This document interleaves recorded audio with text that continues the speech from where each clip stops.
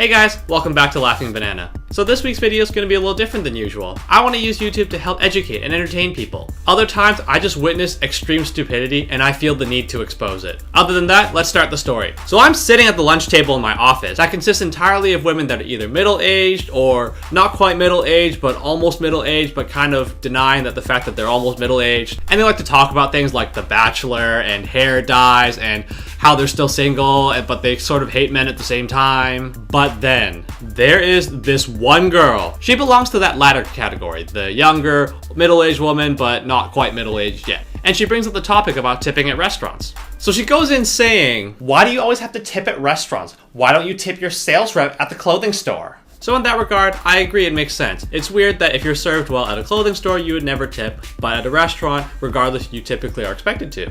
She also talks more specifically about clothing industry stuff, which is kind of boring, so I won't talk about that. And the only real problem that I had was that she kind of made it sound like restaurant workers didn't work as hard, or maybe they didn't deserve this extra money that they were getting from tips. But the next thing she said, oh my god. This hoe had the audacity to say, they all give terrible service anyways. They probably just go get drunk the night before and then show up hungover to work.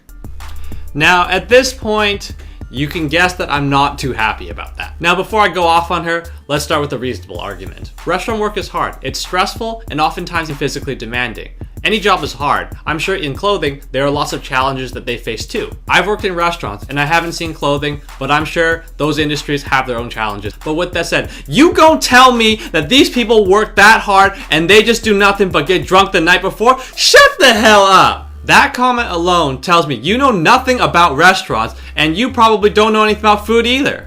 I see through the makeup you trying to hide your crow's feet with. You ain't fooling anybody. Your peasant ass probably think top ramen noodles belong in 5-star restaurants. Restaurants deal with bad customers and bad bosses, just like any service job would. But they also deal with meal rushes, big orders, garbage, and if you're unlucky, infestation. Don't come at me thinking you can just get drunk the night before, show up, do a little something, and you can easily go home. You, on the other hand, you probably get smashed every weekend with everything you can get your hand and mouth on.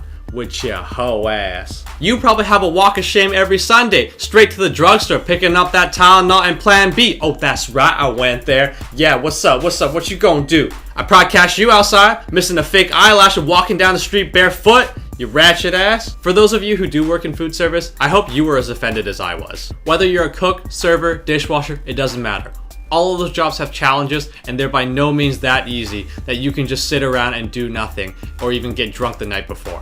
I know because I've worked those too. Other than that, I hope you guys enjoyed the video. If you liked my stories or any of my other videos, remember to subscribe. I'll be sure to upload more. Other than that, see you guys next video.